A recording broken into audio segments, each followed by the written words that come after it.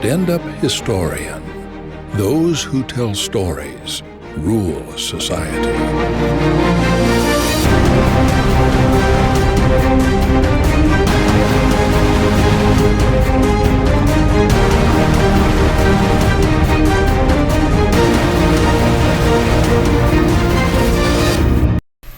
Hello and welcome to Standup Historian.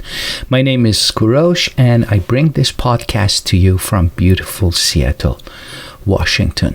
Tonight I have decided to share a very exciting subject from a book or collection of researches from Michael Tsarion.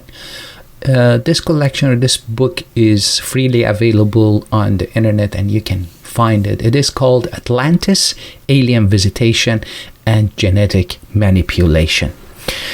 The chapter that I like to share with you, and also I will add my commentaries to it, is the second chapter from this book, which is titled Earth's First Deluge.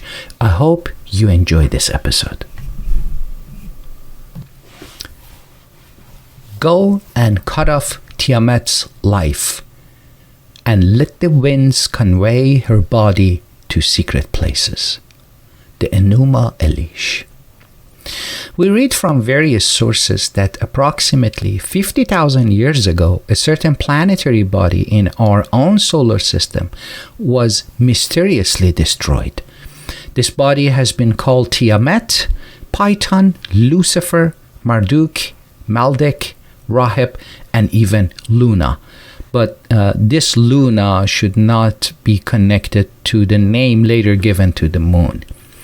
It was believed to have existed between Mars and Jupiter and was referred to as the second sun, and may have been mistaken as such because its atmosphere was resplendent with reflections of the actual sun.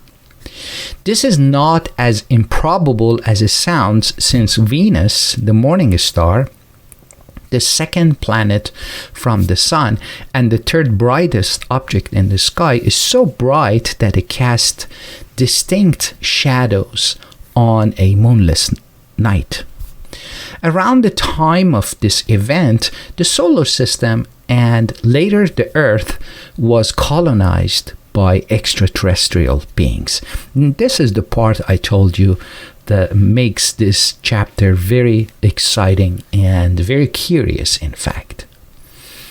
Colonized by extraterrestrial beings who were either attracted to the solar system by the conflagration, or upon coming here, they caused the calamity themselves.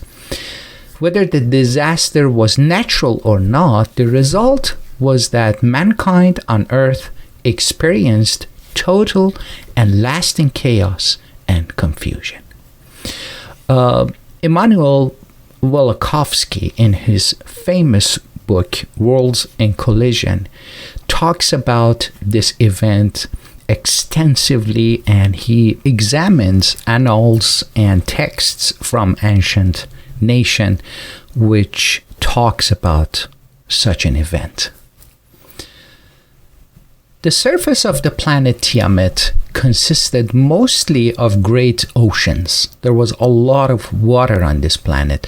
Upon its destruction, these vast saline waters entered into the Earth's atmosphere, causing the first of two massive prehistoric deluges and tribulations that mankind would experience.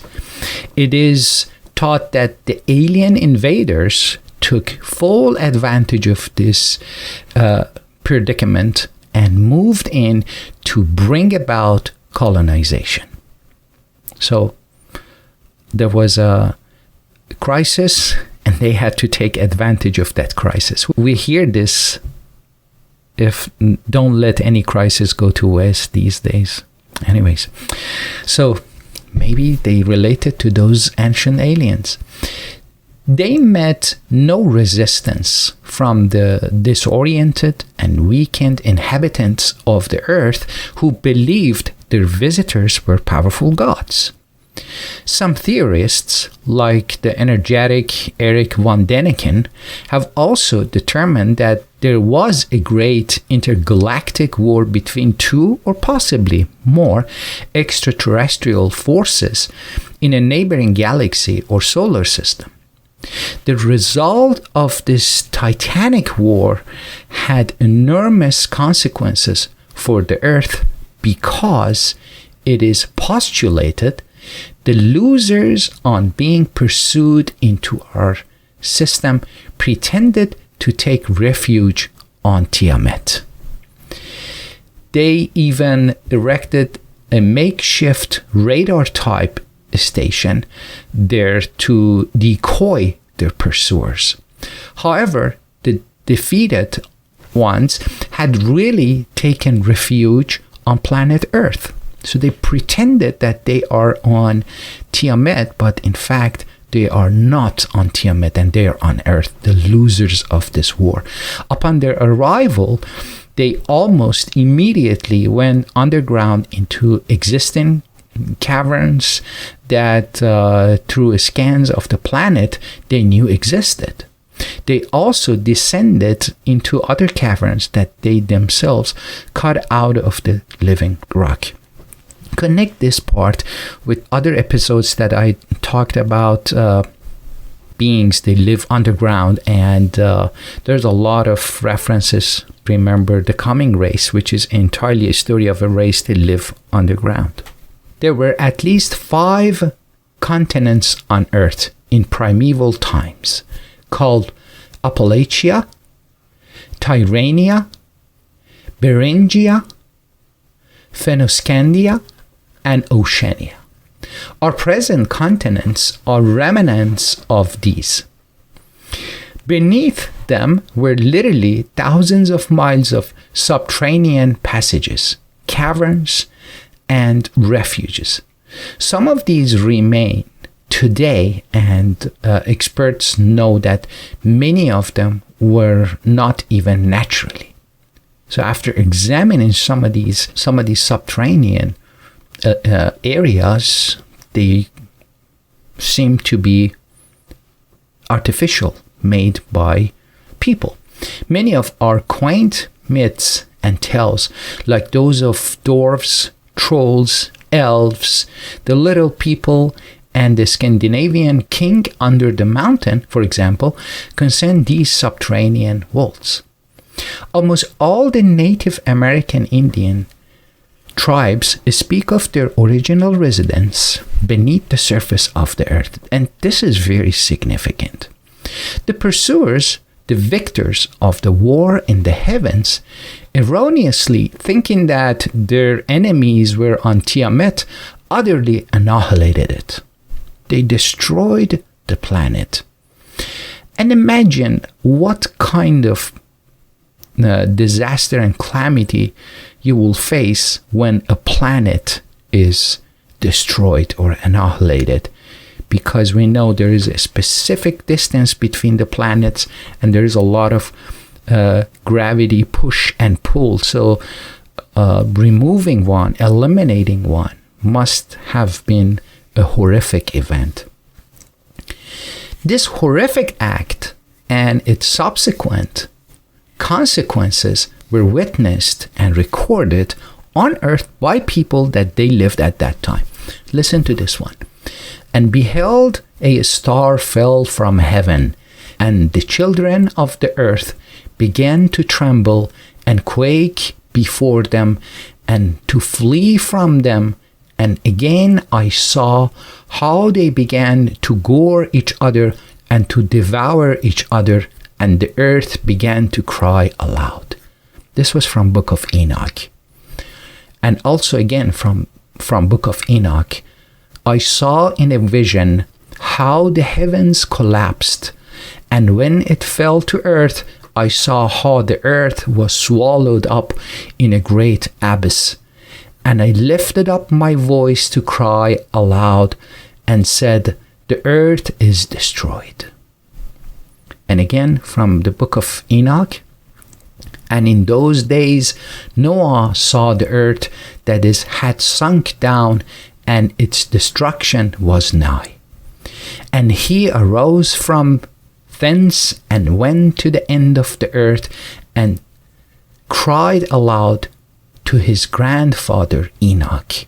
And Noah said bitterly 3 times, Hear me, hear me, hear me.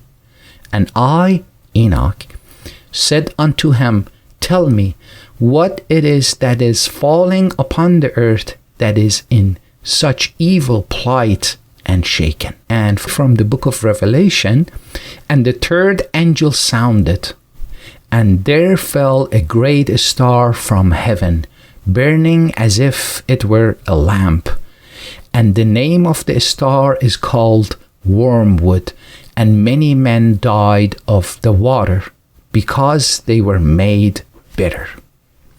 Some may say Revelation is more about future than the past, but this passage is nevertheless very curious. Again, from Revelation chapter 8, and the 4th angel sounded, and the 3rd part of the sun was smitten, and the 3rd part of the moon, and the 3rd part of the stars, so as the 3rd part of them was darkened. And same book of Revelation, we have, And I beheld and heard an angel flying through the midst of heaven, saying with a loud voice, Woe, woe, woe to the inhabitants of the earth. Also in 2 Peter, we have, For this they are willingly ignorant of the world that then was being overflowed with water perished.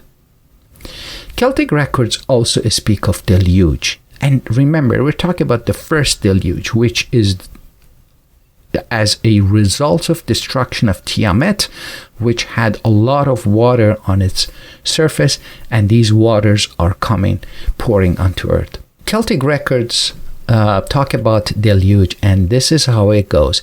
I have been in the dark of Dylan, son of the wave. Then the waters rose as lances, falling down from the skies into the exposed abyss. Book of Taliesin. The Indians of Lake Missoula, Washington, not too far from where I live and bring this podcast to you, have in their midst the following account. One summer morning, the people were startled by a rumbling and a shaking of earth. Then the sun was blotted out. Terrified people ran to the hills to get away from the pounding waters. Then a rain of ashes began to fall. It fell for several weeks. The Ute Indians relate, the sun was shivered into 1,000 fragments, which fell to earth, causing a general conflagration. Then Tawats fled before the destruction he had wrought, and as he fled, the burning earth consumed his feet, legs, body, hands, and arms, until at last, swollen with heat, the eyes of the god burst, and tears gushed forth in a flood which spread over the earth and extinguished the fire. So among other nations, there are also annals and records of such an event. For instance, the Teutonic legends has it like this. Earth sink in the sea. The sun turns black. Cast down from heaven are the hot stars. Fumes reek into flames burst.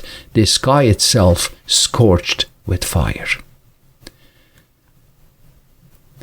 The debris from Tiamat's destruction has become the asteroid belt with its own orbit. And as you know, there is a specific distance between the planets in solar system. And right where we have the asteroid belt, supposed to be a planet according to the formula. But there is no planet, and there is only the asteroid belts. So this theory says that, yes, these are the remnants of Tiamat, the planet, which was destroyed in a war. So, and we know that asteroid belt has its own orbit. When it nears the Roche limit of this planet, the debris occasionally re-enter the atmosphere.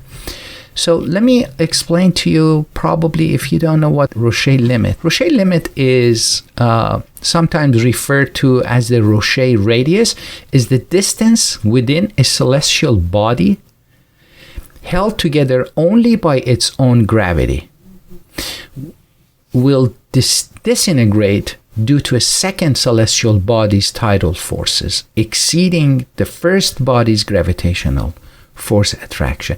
Within the Roche limit, orbiting material will tend to disperse and from rings, while outside the limit material will tend to escape. So what we hear in this chapter, when it's talking about these asteroids leaving their orbit, that's exactly when it gets near the Roche limit. As researchers like Charles Fort have splendidly collated, our Earth has seen strange rains of fish and frogs, oil and stone, hail and ice descending from the skies. There are even some theories that talk about octopus is not from Earth. So some even dare to say that octopus rained on Earth and they ended up in our oceans. So octopus is an alien. You can research on that and see some of the theories that they talk about octopus, and it's very curious and intelligent, and talk about this super intelligent sea creature. What has been kept back is the fact that these anomalies are really the remains of an entire planet, that of Tiamat. The waters of its great oceans became frozen in space, obviously because of the temperatures in outer space. When they entered our atmosphere, they liquefied, depositing their often live contents on the surface of the earth to the perplexion and bemusement of witnesses. So as a result, they saw fish coming from the sky, or rains of frogs, and so on and so forth. When it was within the book of Revelation that the battle of Armageddon would be fought in the air, it seems to refer to either the ramification of the destruction of a second luminary in our own solar system, or to the believable intergalactic war that strayed also into our backyard. As conjectured, the ensuing war of the air was obviously seen from the earth by its then indigenous inhabitants. Moreover, the reconnaissance mission of the fallen gods in their strange chariots were also witnessed and recorded. These records remain today, though many believe them to be mere fairy tales. Listen to this one. More than 30,000 written documents from all over the world tell of advanced beings who either came to Earth or who were already living on Earth. Now, as I looked upon the living creatures, I saw 4 wings upon the ground, one by each of the living creatures, with their 4 faces. The appearance of the wheels and their composition was like the color of shiny amber, and all 4 wings had one likeness, and their composition was like a wheel in the middle of a wheel. This is from famous book of Ezekiel. Let's consider just a few of the strange references from the pages of the Bible and think to ourselves whether there is some other tale going on other than that which has been expounded from the pulpit. Okay, here are some references from the Bible. The first one is from the book of Ezekiel. The Eve looked up to heaven and saw a shining chariot come drawn by 4 gleaming angels, whose glory no one born of women could express, nor look on their face, and angels went before the chariots. Genesis. And it came to pass that when the sun went down and it was dark, behold a smoking surface, and a burning lamp that passed between those pieces. Again from the book of Ezekiel. And when the living creatures went, the wheels went by them. And when the living creatures were lifted up from the earth, the wheels were lifted up. And from the book of Exodus, and the pillar of the cloud went from before their face and stood behind them. And from the book of Nehemiah, his going forth is from the end of the heaven, and his circuit unto the end of it, and there is nothing hid from the heat thereof.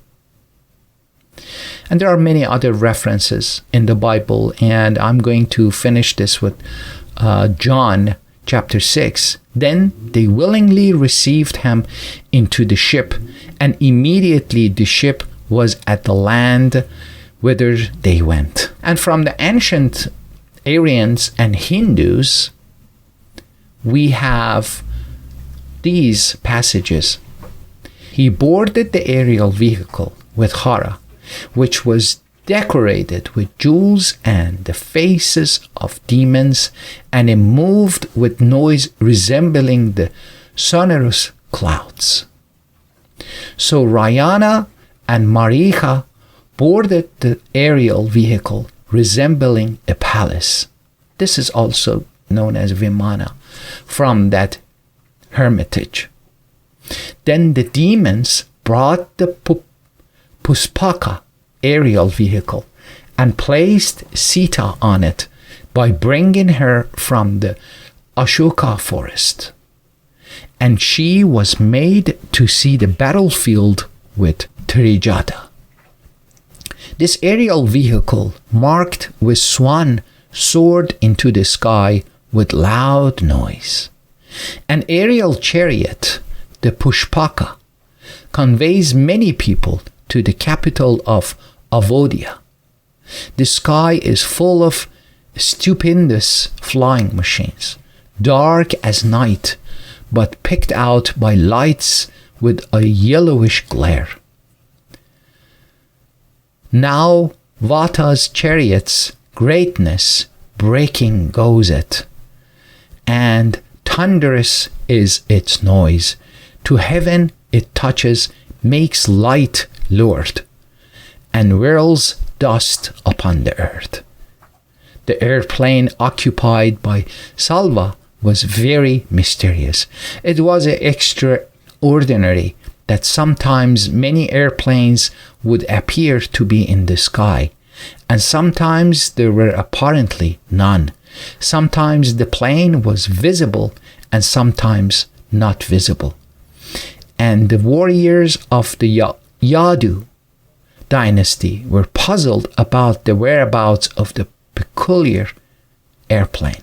Sometimes they would see the airplane on the ground, sometimes flying in the sky, sometimes resting on the peak of a hill, and sometimes floating on the water.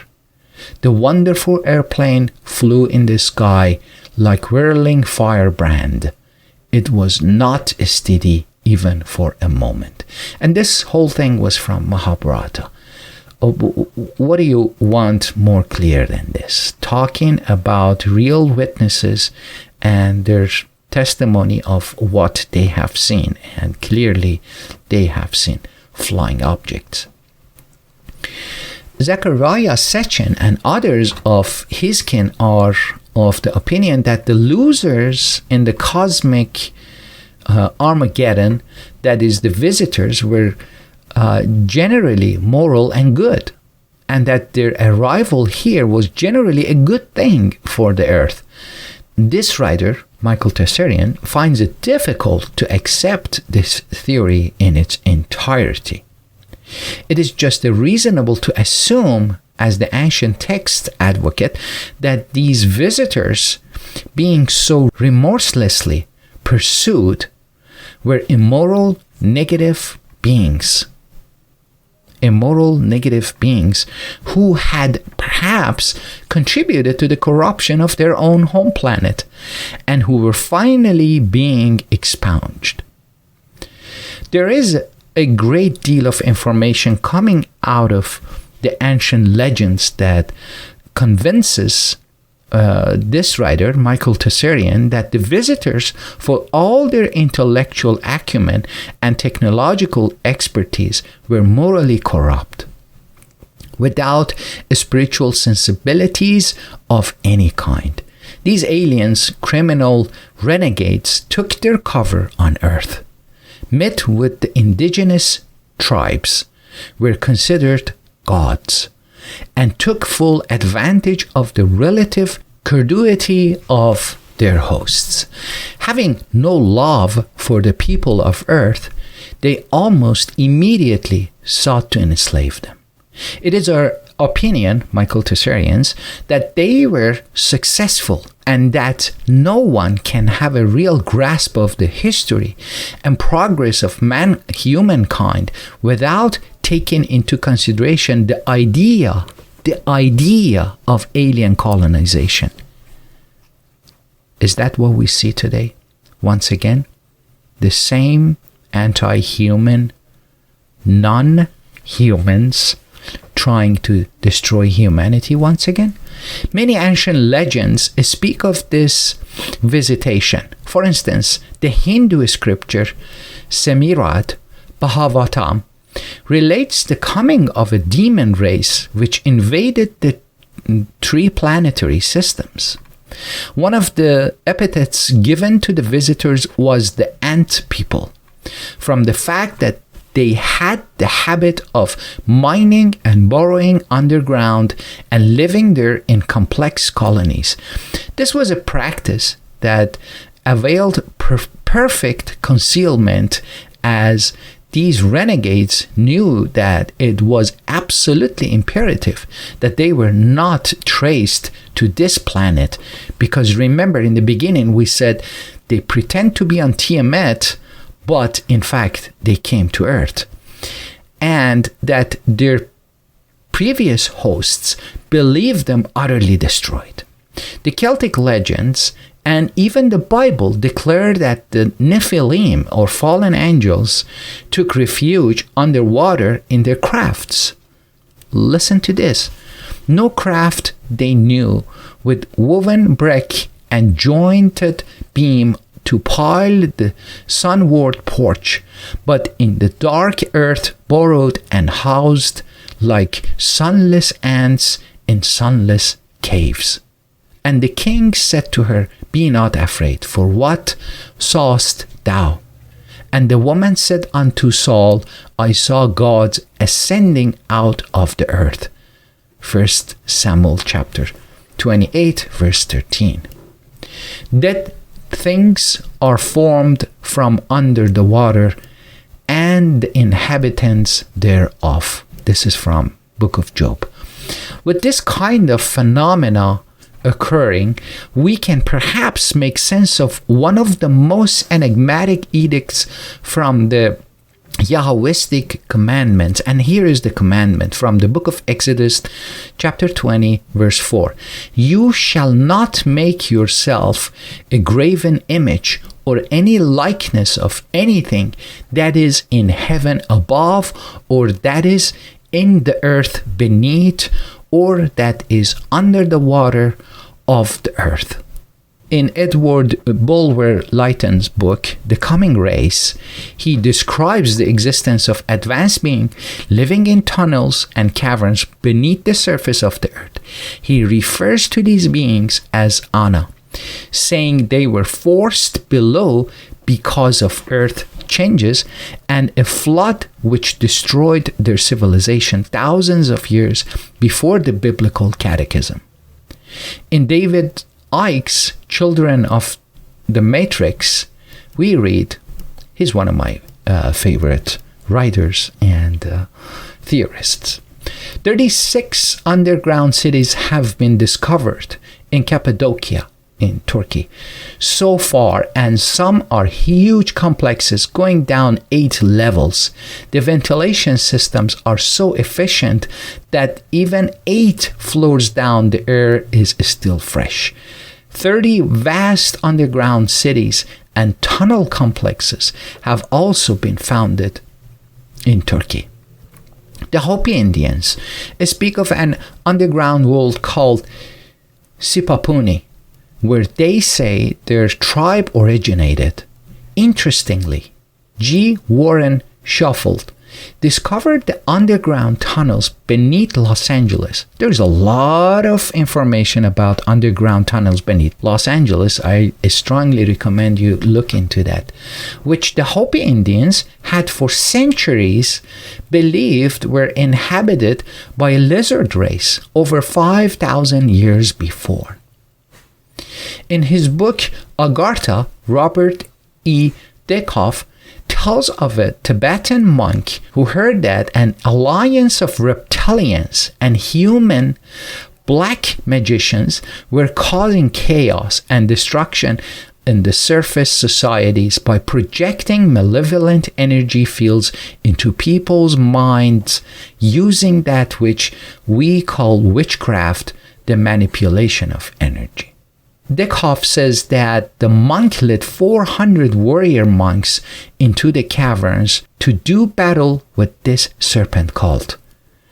The scholar and researcher J.J. Hartek declares, "In our research in Africa, the Far East, and the mountains of South America, we have come across a statuary of very grotesque beings who, according to the Indian shamanistic tradition, went into the earth at the time of a great cataclysm."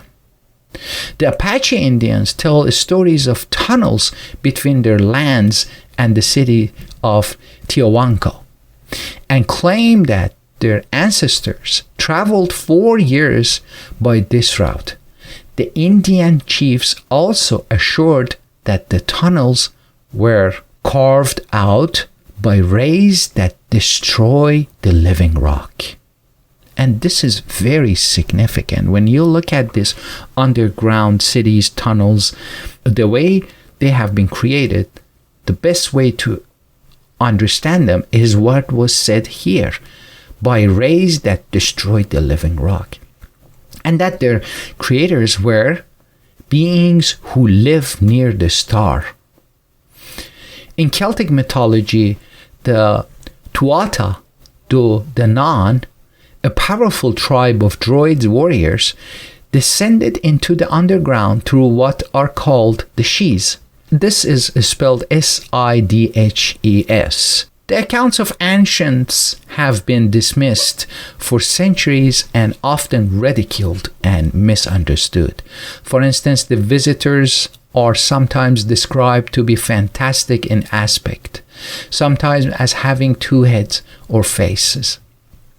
But this description is comprehensible when we realize that it refers to a face inside a space helmet, perhaps, which appeared to our ancestors as 2 faces or heads.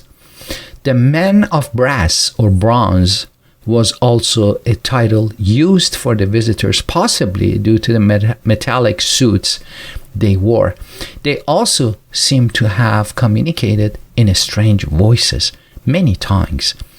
Can this not also be explained in practical terms?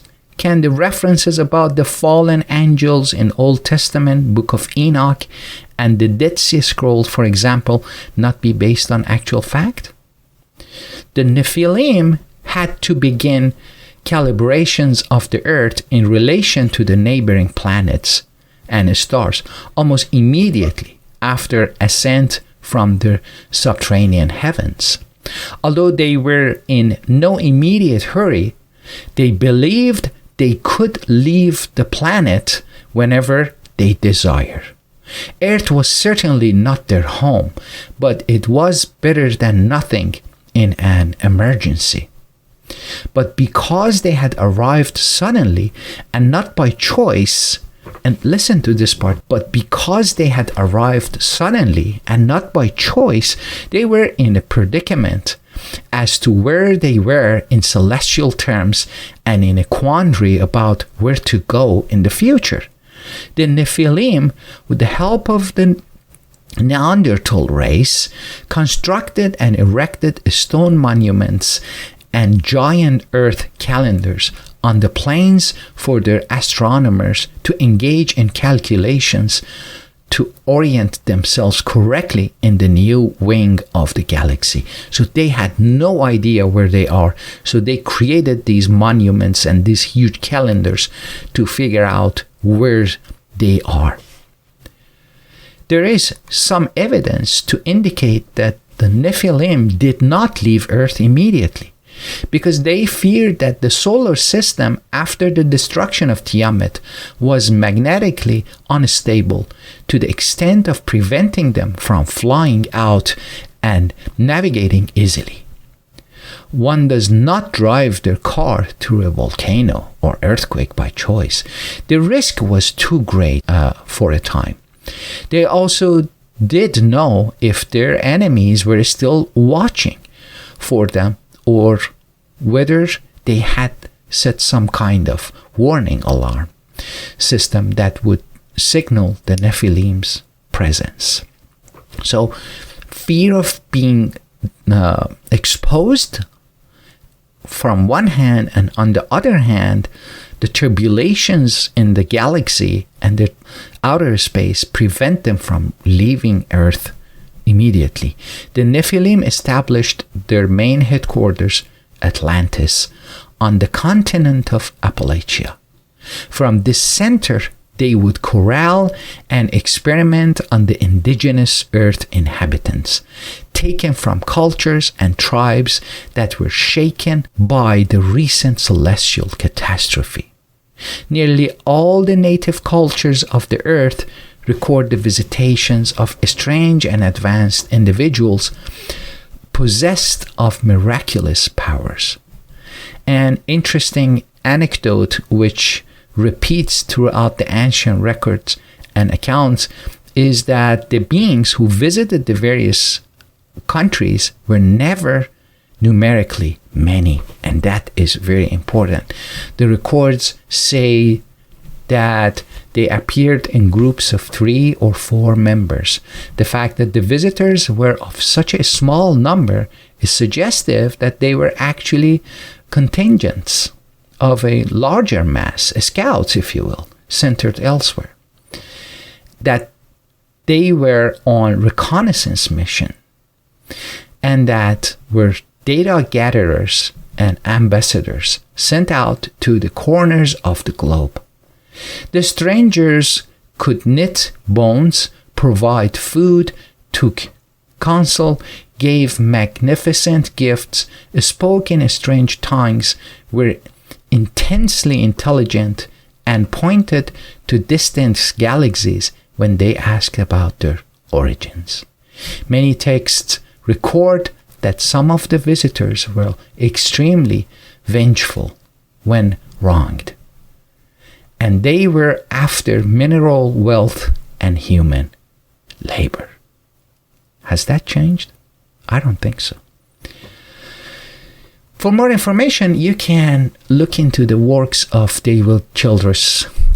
He's a great author, and you perhaps, if you ever watched Ancient Aliens, you have seen him in almost every episode of Ancient Aliens, Childress.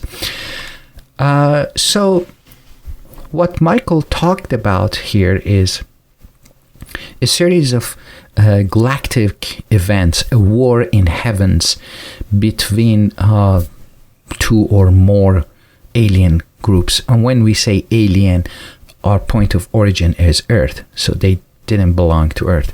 So chasing the losing side, the losers decided to hide on Earth, pretend to be on Tiamat.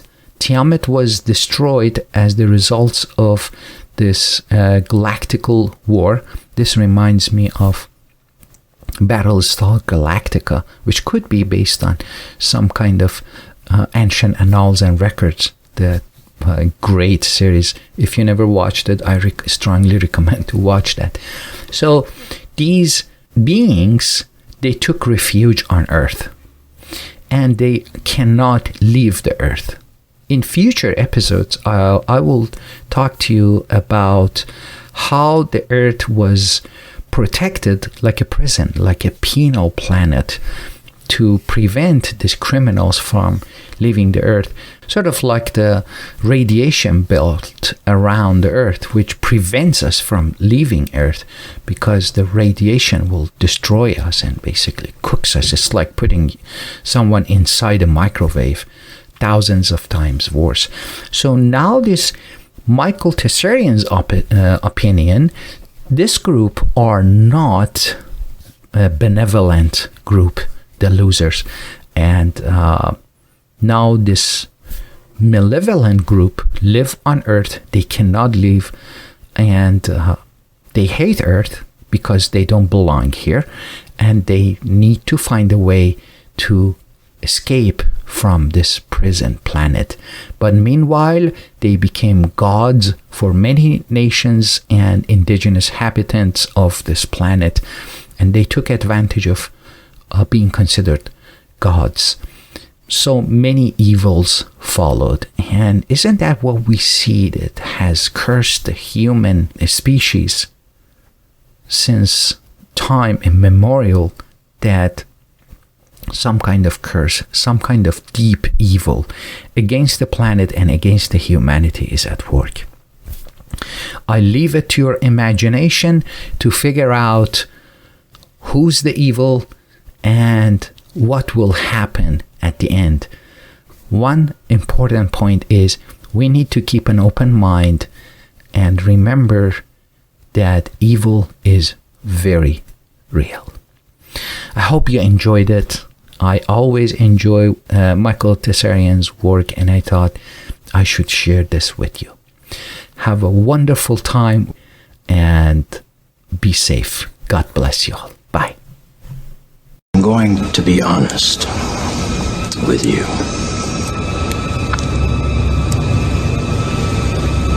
I hate this place, this zoo, this prison, this reality, whatever you want to call it. I can't stand it any longer. It's the smell, if there is such a thing. I feel saturated by it. I can taste your stink. And every time I do, I fear that I have somehow been infected by it. It's repulsive, isn't it? I must get out of here. I must get free. And in this mind is the key, my key.